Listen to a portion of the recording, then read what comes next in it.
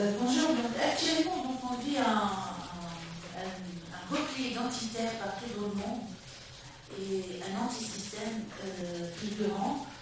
Est-ce que vous pensez que l'Afrique serait épargnée? Camille a parlé tout à l'heure de l'identité culturelle, la défense de la culture. Est-ce qu'il y a un rapport où il y a une combinaison de grands? Bien entendu, c'est-à-dire qu'à partir du moment où les êtres humains ne peuvent pas se projeter dans un avenir rassurant, on va se replier sur ce qu'on connaît. Mais attention, ça c'est pas que du négatif. Ici, on le présente uniquement sur le négatif. C'est aussi une réappropriation de soi. Par contre, ça peut prendre une forme réactionnaire. Ça prend les deux formes en réalité, on le sent réactionnaire. Et donc, oui, dans le monde entier aujourd'hui, tant qu'on n'aura pas redessiné les perspectives, on aura à la fois un repli sur des cultures et des communautés qui sera un repli de résistance, et d'autres qui seront des replis de réaction. Est-ce que je peux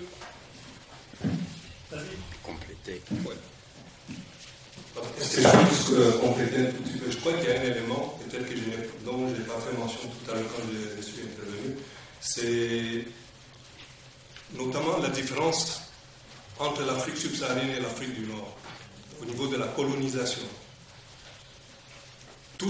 Ces deux parties ont été colonisées. Ces deux parties ont été dominées, exploitées, etc.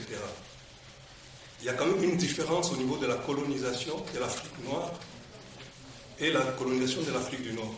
C'est le fait que la colonisation de l'Afrique noire a été accompagnée d'une destruction de son sacré.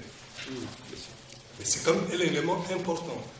La colonisation de l'Inde a conduit à la domination de l'Inde, mais on n'a pas détruit ni un temple hindou, ni quoi que ce soit de culturel.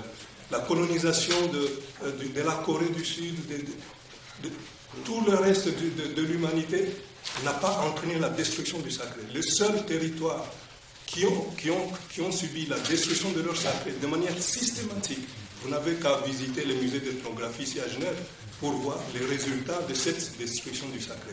C'est-à-dire tous les éléments cultuels, c'est-à-dire des éléments qui nous servaient d'être en communication avec ce que nous pensions, qui nous ont créés, ont été détruits, soit brûlés, soit les objets qui étaient considérés comme les meilleurs, les plus beaux, etc., ont fini dans les musées ici.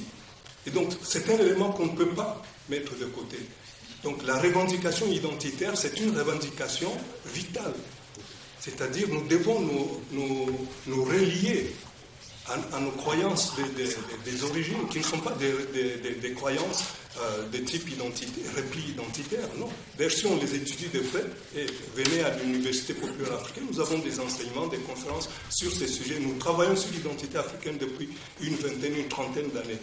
Donc, cette question identitaire est capitale. On a essayé de l'éviter, et même la plupart d'intellectuels ont essayé parfois d'éviter, parce qu'elle est multiforme, cette question.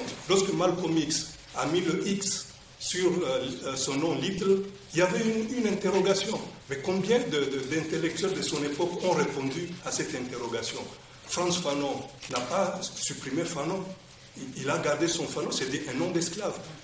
Aimé Césaire, malgré tout le discours sur le colonialisme, etc., a gardé son nom d'esclave. Cheikh Anta Diop, qui est un des grands, etc., qui nous a fait découvrir la richesse des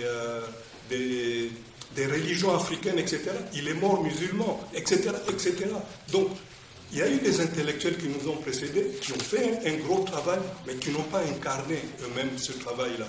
Et c'est ce travail-là d'incarner, de retrouver notre identité, au moins de la questionner, qui reste à être faite et qui fait que, voilà, il y a une grande différence lorsque nous nous rencontrons entre Africains du Nord et Africains subsahariens, il y a quand même une différence. Vous voyez très bien que les Africains, les négro-africains ont très peu confiance en eux.